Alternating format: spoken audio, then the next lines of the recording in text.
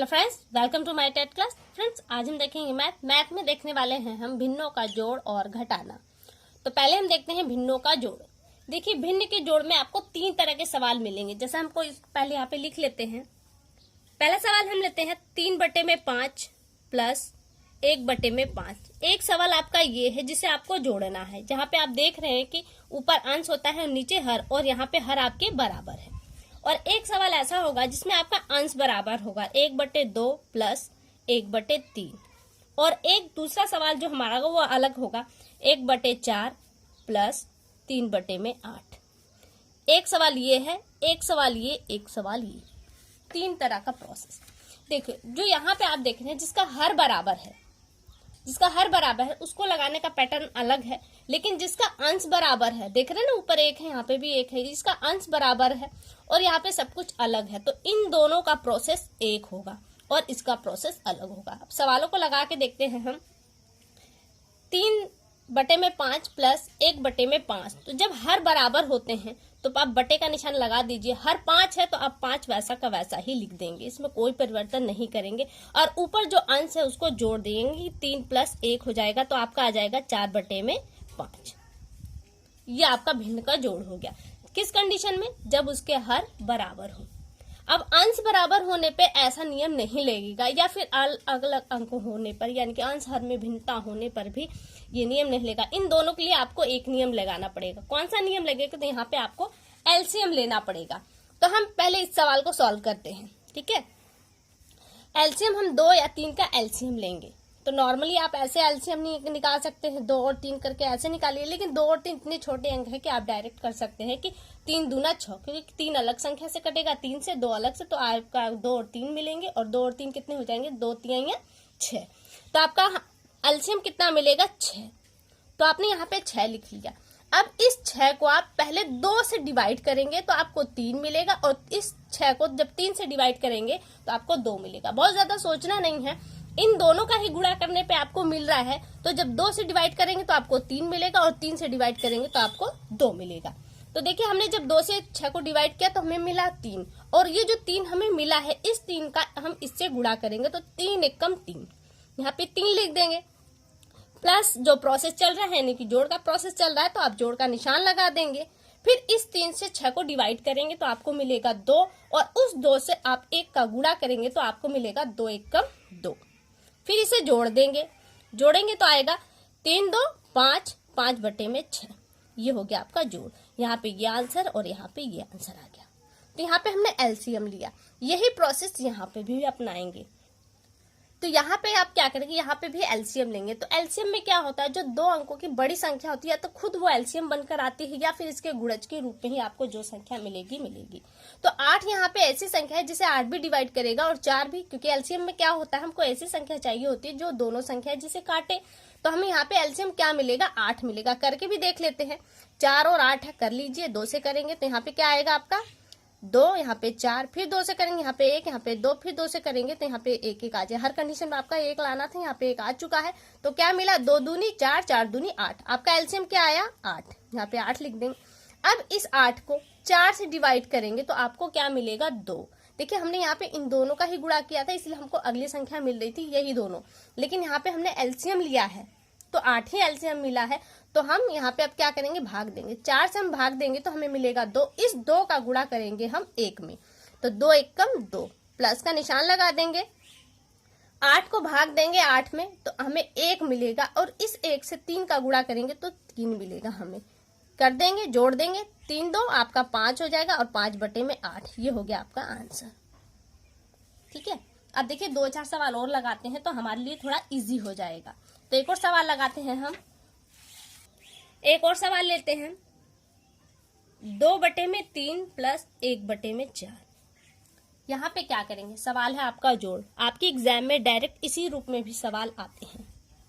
यह आपका प्रश्न है, आपको इसी प्रश्न को सॉल्व करके आंसर देना होता है। सीटेट के एग्जाम में भी डायरेक्ट इसी तरीके से प्रश्न बनते हैं, और यूपीटीटी के एग्जाम में भी डायरेक्ट इसी तरह के प्रश्न बनते हैं।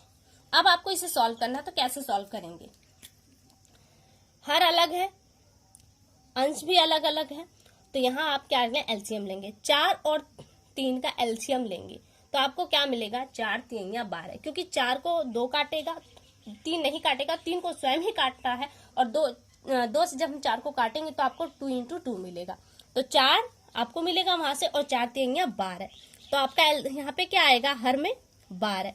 अब इस 12 को देखिए, यहाँ पे हमने इन दोनों का गुणा किया, अब ये 12 मिल गया, इस 3 से हम 12 को काटेंगे तो हमें मिलेगा 4, उस 4 से हम 2 को गुणा करेंगे तो हो जाएगा हमारा 4 दूनी 8, प्लस का निशान लगाएंगे। अब इस 4 से हम 12 को काटेंगे तो हमें मिलेगा 3, डिवाइड करेंगे तो हमें 3 मिलेगा, इस 3 से हम 1 का गुणा करेंगे, हमें मिलेगा 3, क्योंकि 3 का टेबल आप एक में पढ़ेंगे तो आपको 3 ही मिलने वाला है। तो ये आ गया। अब हम इसे जोड़ देंगे तो 4 और 3 कितने हो गए आपके, 8 और 3 कितने हो गए आपके, 11, 11 में बटे में 12, ये हो गया आपका आंसर। इसी तरह का सवाल आपका आएगा एग्जाम में। अगर देखिए कभी कभी ऐसा भी होता है कि ये छोटा करने लायक होता है तो आप इसे छोटा भी कर देंगे, वरना आपका यही आंसर होगा। तो ये हो गया आपका भिन्न का जोड़। अब हम करते हैं भिन्न का घटाव।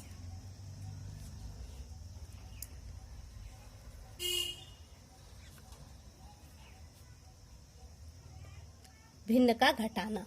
देखिए अब इस तरह के सवालों, इसमें हम किस तरह के सवालों लेंगे, यहाँ पर भी आपके वही 3 तरह के सवाल बनेंगे जो आपने ऊपर किए। कौन कौन से सवाल थे ऊपर आपके?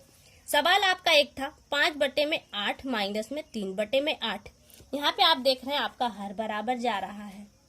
अब आप ऐसे सवाल लेंगे जिसमें अंश बराबर हो, और एक ऐसा सवाल लेंगे जिसमें सब कुछ अलग हो। तो अंश बराबर होने न होने पर कोई फर्क नहीं पड़ता, इसलिए आपका ये सवाल अलग हो जाता है। और एक ये सवाल बनता है 2/3 माइनस में 3/5। ये सवाल अलग तरीके से लगेगा और ये सवाल अलग तरीके से लगेगा। तो इसे लगाते हैं हम। देखिए हर बराबर होने पे आप क्या करेंगे, हर बराबर होने पर जो है वही उतार देंगे आप। 8 है, 8 को वैसा का वैसा ही उतार देंगे, और बाकी जो ऊपर है जो प्रोसेस चल रहा है माइनस माइनस लगाएंगे, 3 कर देंगे, और यहाँ पे हमें क्या मिलेगा, 5 में से 3 चला जाएगा तो 2/8 मिलेगा। 2/8 आपका, ये आपका हो गया आंसर। लेकिन डायरेक्ट पेपर में इस तरह के ऑप्शन नहीं भी होते, तो क्या करेंगे आप, यहाँ पे देखिए आपका कटने लायक है, 2 से आपका 8 कट जाएगा, तो 2 एक कम 2 और 2 चौके 8। एक और आंसर मिल गया आपको 1/4। आपके एग्जाम में 2/8 भी आंसर के रूप में आ सकता है और 1/4 भी, तो आपकी दोनों ही आंसर सही हैं। तो ये आपका हो गया आंसर घटाव का। अब यहाँ पे क्या करेंगे, जिस तरह से हमने जोड़ में एलसीएम लिया था, सेम टू सेम उसी तरीके से यहाँ माइनस में भी हम एलसीएम लेंगे। ले लेते हैं। यहाँ है हमारा 5 और 3, एलसीएम लेंगे तो 5 के 15, हमें 15 ही मिलना है, चाहे एलसीएम विधि से निकालिए चाहे आप नॉर्मली समझ लीजिए। और इसी का यही कारण होता है कि भाग पढ़ाने से पहले से एलसीएम और महत्तम समार्थक एफसीएफ आपको पढ़ाया जाता है। तो यहाँ पे 5 आपका हो गया 15। अब इस 3 से हम 15 को डिवाइड करेंगे तो 3 × 15 हमें 5 मिलेगा आंसर, और इस 5 से हम 2 का गुणा करेंगे तो 5 दूनी 10।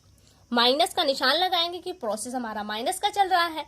फिर इस 5 से 15 को डिवाइड करेंगे तो हमें मिलेगा 3, और इस 3 से हम इस 3 का गुणा करेंगे तो 3 × 3 = 9 मिलेगा हमें। फाइनली क्या मिला हमें, 10 में से 9 घटा देंगे तो 1/15। ये हो गया हमारा आंसर।